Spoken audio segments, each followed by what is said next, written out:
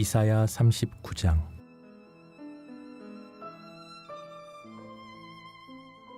그때 발라단의 아들 바벨론 왕 무로닷 발라단이 히스기야가 병들었다가 나았다 함을 듣고 히스기야에게 글과 예물을 보낸지라. 히스기야가 사자들로 말미암아 기뻐하여 그들에게 보물창고 곧 은금과 향료와 보배로운 기름과 모든 무기고에 있는 것을 다 보여주었으니 히스기야가 궁중의 소유와 전 국내의 소유를 보이지 아니한 것이 없는지라. 이에 선지자 이사야가 히스기야 왕에게 나아와 묻되 그 사람들이 무슨 말을 하였으며 어디서 왕에게 왔나이까 하니 히스기야가 이르되 그들이 원방 곧 바벨론에서 내게 왔나이다 하니라. 이사야가 이르되 그들이 왕의 궁전에서 무엇을 보았나이까 하니 히스기야가 대답하되 그들이 내 궁전에 있는 것을 다 보았나이다. 내 창고에 있는 것으로 보이지 아니한 보물이 하나도 없나이다 하니라. 이사야가 히스기야에게 이르되 왕은 만군의 여호와의 말씀을 들으소서. 보라, 날이 이르리니 내 집에 있는 모든 소유와 내 조상들이 오늘까지 쌓아둔 것이 모두 바벨론으로 옮긴 바 되고 남을 것이 없으리라. 여호와의 말이니라. 또 내게서 태어날 자손 중에서 몇이 사로잡혀 바벨론 왕궁의 환관이 되리라 하셨나이다 하니 히스기야가 이사야에게 이르되 당신이 이른바 여호와의 말씀이 좋소이다 하고 또 이르되 내 생전에는 평안과 견고함이 있으리로다 하니라. 오늘 함께 나눌 말씀의 제목은 진정한 위기입니다. 우리의 삶에 진정한 위기가 무엇이고 또 그 위기가 닥쳤을 때 우리가 어떻게 믿음의 사람으로서의 태도를 가지고 어떻게 해야 되는지를 우리가 말씀을 통해 깨닫는 은혜가 있기를 주님의 이름으로 축복합니다.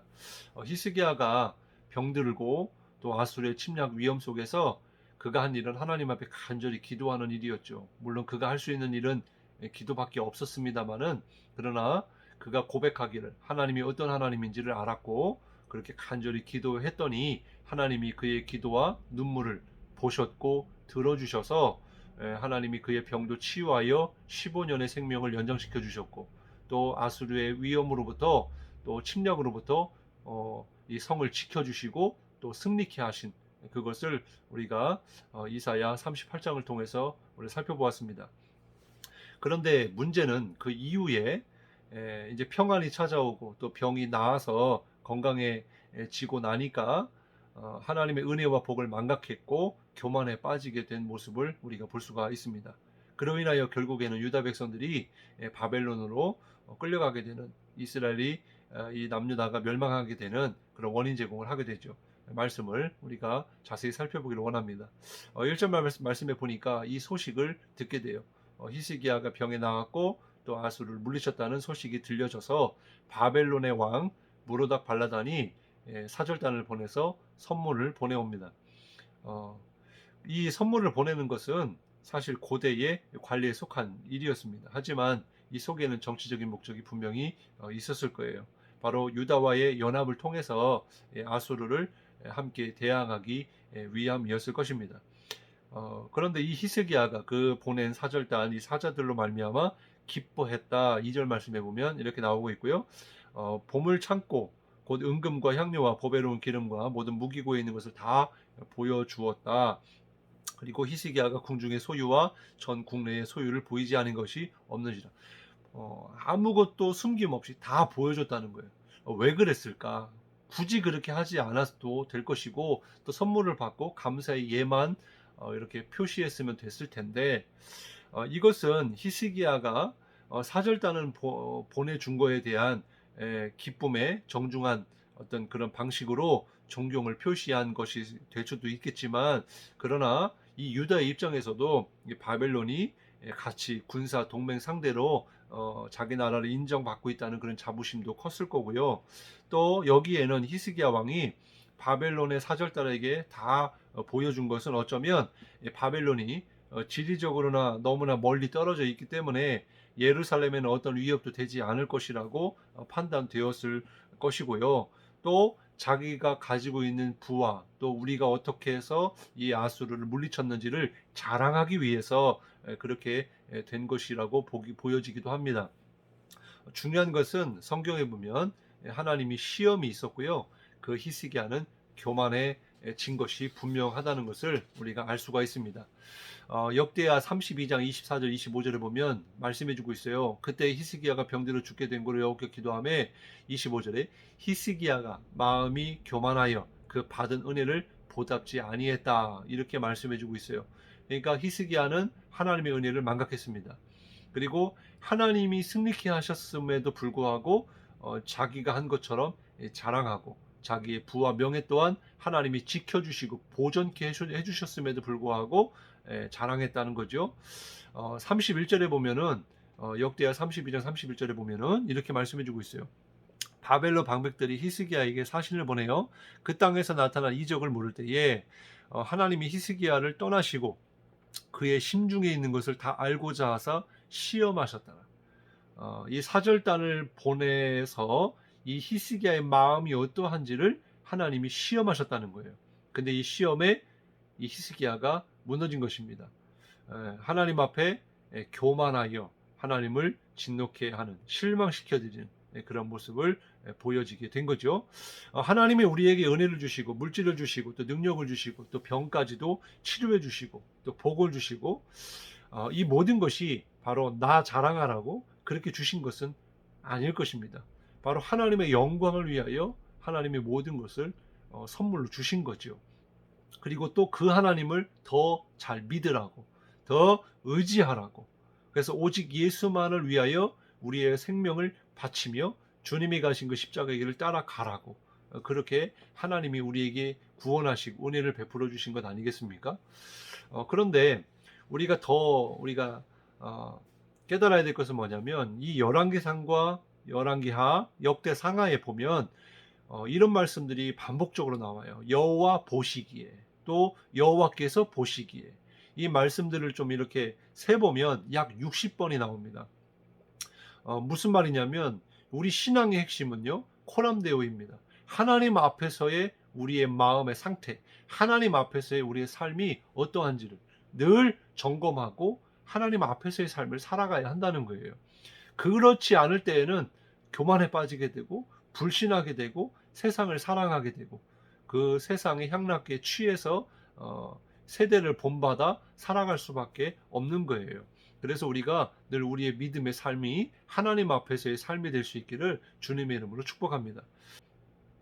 3절 말씀에 보면 이에 선지자 이사야가 히스기야 왕에게 나와 묻되 그 사람들이 무슨 말을 하였으며 어디서 왕에게 왔나이까.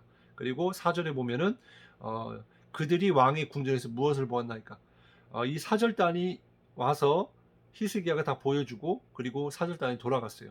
그리고 나서 이제 이사야가 이 히스기야 왕에게 나와서 세 가지를 질문하는 거예요. 먼저 그 사람들이 무슨 말을 하였나이까 이렇게 했지만 여기에 대한 대답을 하지 않았습니다.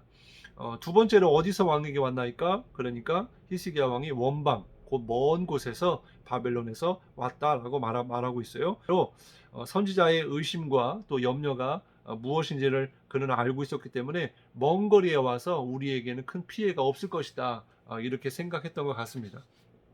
그리고 세 번째로는 그들이 왕의 궁전에서 무엇을 보았나이까 이렇게 질문한 것에 대하여 그들이 내 궁전에 있는 것을 다 보았습니다. 내 창고에 있는 것으로 보이지 아니한 보물이 하나도 없나이다. 아주 솔직하게 이야기를 했어요.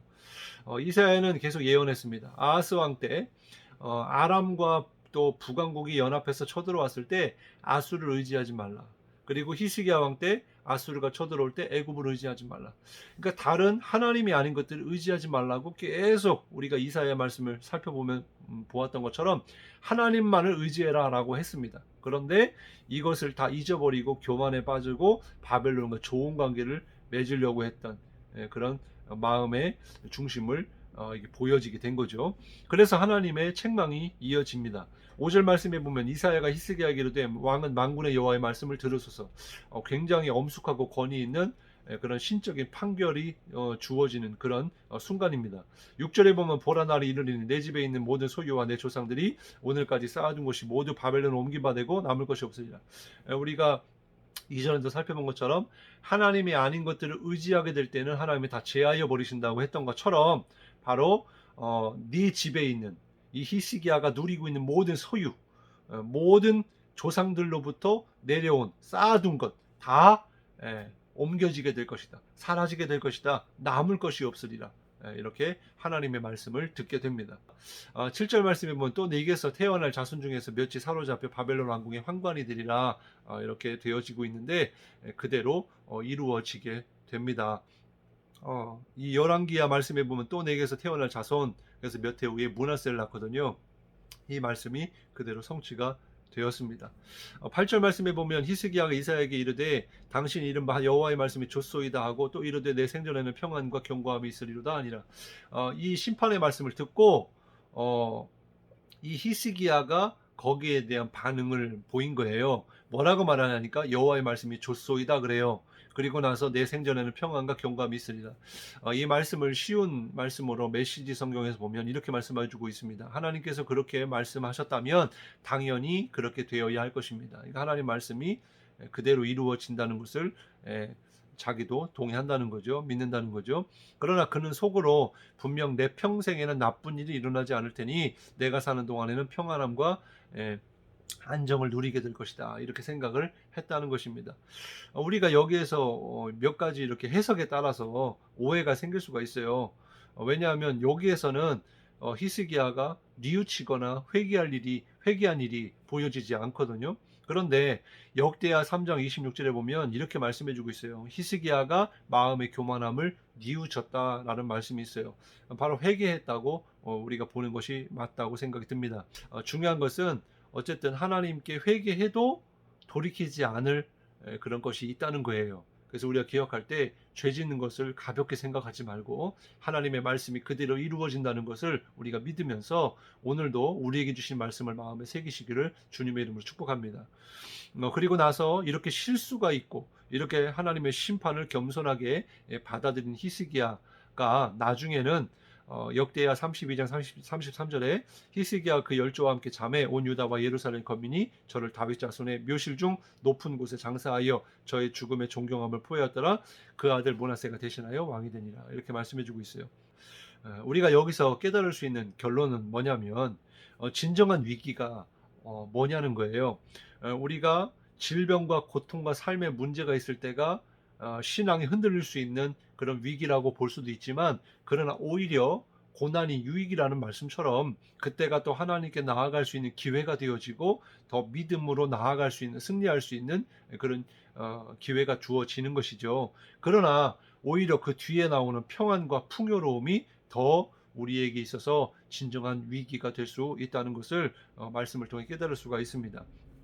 왜냐하면 히스기야가 병들고 어려웠을 상황에서는 하나님을 의지했어요. 하나님께 기도했습니다. 근데 먹을만하고 살만해지니까 하나님의 은혜를 잊어버리게 된 것입니다. 나를 자랑하게 되고 교만에 빠지게 된 거예요. 어쩌면 우리의 지금의 이 코로나가 어려운 그런 상황에서 정말 이 어려움이 우리의 신앙이 어떠한지를 그대로 보여주는 실제가 되어지고 또 그런 기회가 되어진다고 생각합니다. 그래서 예배가 무너지고 또 기도 생활이 무너지고 말씀 생활이 무너졌다면 이것이 우리의 진짜 모습이 될 거예요.